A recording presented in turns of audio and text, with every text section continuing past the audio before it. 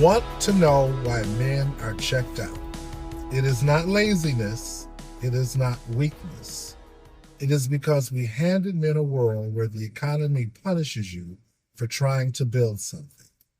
The political conversation tells you that you are the problem, and then everybody acts surprised when you go quiet, when they go numb, when they disappear. I am Dr. Philip Montgomery, and on Behavior 360 today, we are having the conversation that nobody on your timeline is actually willing to have. Let me be clear about something before we go any further.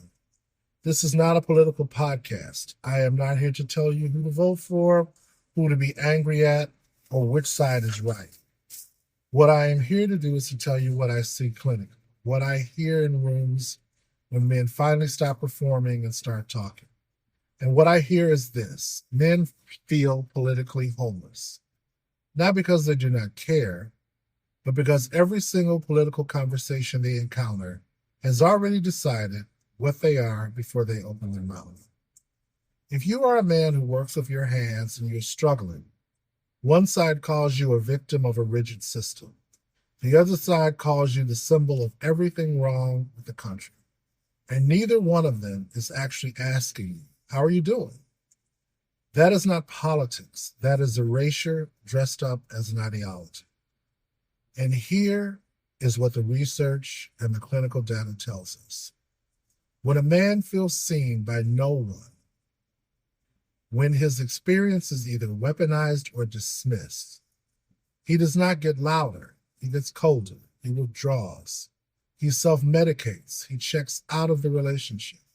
He checks out of the family. He checks out of himself. We have a word for that in behavioral science. We call it experiential avoidance. And we have been building a political culture that manufactures it by the millions. Now let us talk about money, because the economy is not just a financial conversation for men. It is an identity conversation. I need you to hear that again. For men, the economy is an identity conversation.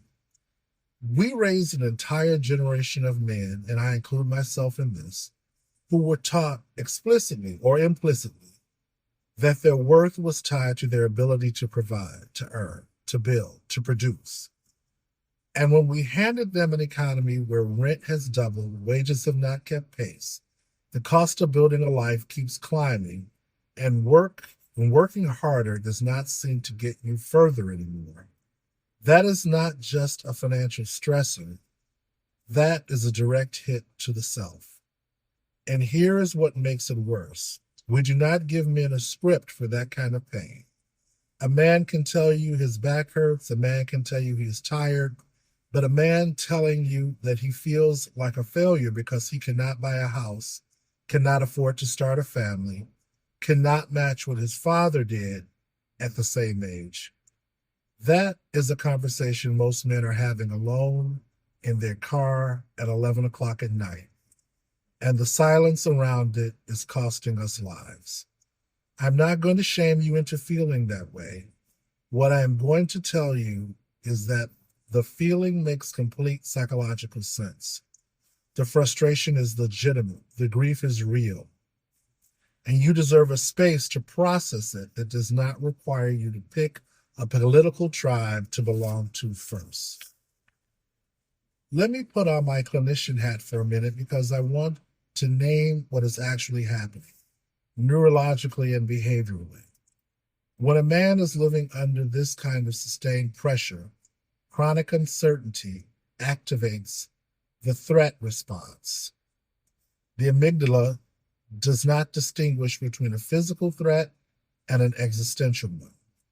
When a man's sense of identity, purpose, and security are being destabilized at the same time, economically, politically, socially, his nervous system treats it like danger. And what men do when they feel threatened and do not have the language to name it, they do one of three things. They rage, they numb, or they disappear. Rage looks like getting consumed by political outrage cycle. Hours on social media, every post fueling the fire, feeling righteous and empty at the same time. Numb looks like retreating into screens, pornography, alcohol, fantasy sports, anything that produces a feeling without requiring vulnerability. And disappearing looks like disengaging from your partner, your kids, your community, your faith. Because if you're not really present, you cannot really fail. None of those are character flaws. Every one of them is a nervous system trying to protect a man from a pain he was never given the tools to metabolize. That is the work. Giving men the tools to metabolize the pain rather than outsource it to a political identity or bury it in a vice. So here is what I want to leave you with for today, because we are the only one in the room, and I want to go deep with you. In acceptance and commitment therapy, we make a distinction between the content of your circumstance and the direction of your life. The economy is right now. That is content. The political noise, that is content. Your pain around what you thought your life would look like by now, that is content. Your values are not content. They are the compass, and a compass works in a storm. In fact, that is what a compass is for. I am a man of faith, and I will not pretend I am not. And I will tell you that one of the most consistent truths across scripture and across clinical research is this: when external structures collapse, internal architecture is what keeps a man standing. Not denial, not avoidance, internal architecture. Identity rooted in something that markets and midterm elections cannot touch. Who are you when the economy does not cooperate?